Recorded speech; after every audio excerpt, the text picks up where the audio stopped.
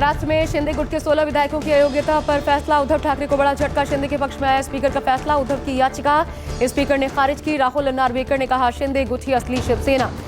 Election commission of India के रिकॉर्ड में भी शिंदे गुट ही असली शिवसेना। फैसला सुनाते हुए नार्वेकर ने कहा मैंने चुनाव आयोग के फैसले को ध्यान में रखा।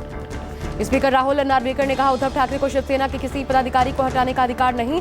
अगर किसी पदाधिकारी को हटा रहे हैं तो उसके लिए पार्टी में बहुमत की जरूरत है। उद्धव ठाकरे ने एकनाथ शिंदे को हटाने का जो फैसला लिया वो सही नहीं है।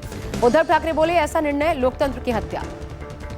शिंदे गुट की जीत पर संजय राउत का बयान, शिवसेना खत्म नहीं होगी। संजय राउत ने आज का निर्णय साजिश बताया। संजय राउत ने कहा यह पूरी तरह से मैच फिक्सिंग है, हम फैसले के खिलाफ सुप्रीम कोर्ट जाएंगे।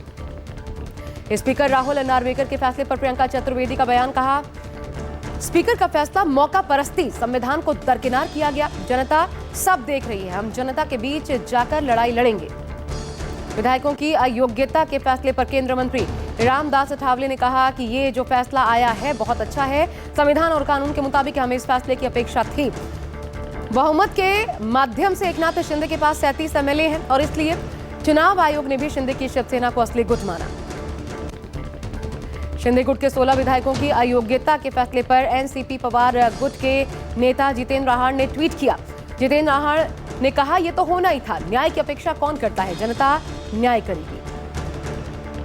विधानसभा स्पीकर के फैसले के बाद शिंदे गुट जश्न में डूबी। बाला साहब भवन पर शिंदे समर्थक एकत्रित हुए। मातोश्री के बाहर सन्नाटा पसरा हुआ है। कांग्रेस ने अयोध्या में प्राण प्रतिष्ठा कार्यक्रम का न्योता ठुकरा दिया है। 22 जनवरी को सोनिया गांधी खड़गे नहीं जाएंगे अयोध्या। कांग्रेस ने कहा न्योता सम्मानपूर्वक अस्वीकार। यह बीजेपी आरएसएस का आयोजन, मंदिर का राजनीतिकरण हो रहा है। कांग्रेस द्वारा राम मंदिर प्राण प्रतिष्ठा के निमंत्रण को अस्वीकार करने पर केंद्रीय मंत्री अनुराग ठाकुर ने निशाना साधा। अनुराग ठाकुर ने कहा कांग्रेस का चरित्र और चेहरा कभी नहीं बदल सकता। ये वही कांग्रेस है जिसने भगवान राम को काल्पनिक बताया था। ये वही कांग्रेस है जो बार बार राम के नाम पर आलोचना करती है। इसमें कुछ भी नया नहीं। साफ दिखता है देश की जनता भी आने वाले समय में इनका बहिष्कार करने वाली है।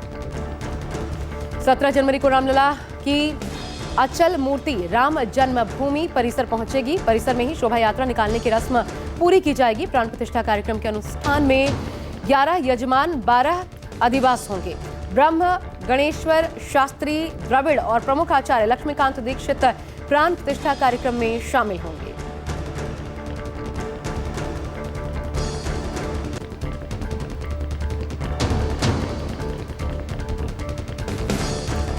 एसपी नेता स्वामी प्रसाद मौर्य का विवादित बयान। स्वामी प्रसाद मौर्य ने कहा कार सेवकों पर हुई फायरिंग जायज थी, तत्कालीन सरकार ने कर्तव्य निभाया था।